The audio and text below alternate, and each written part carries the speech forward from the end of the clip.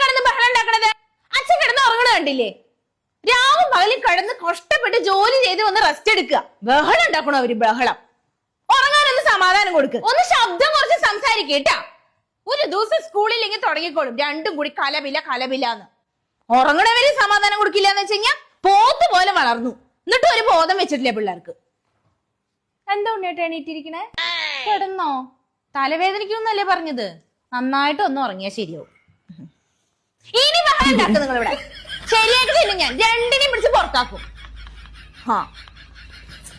കിടന്നോട്ടാ.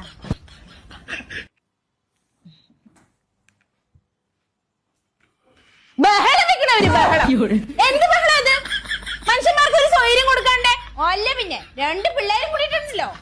അവിടെ എവിടെയെങ്കിലും പോയിരിക്കണം. അവിടുന്ന് അപ്പുറത്തെ റൂമിൽ പോയിരിക്കും.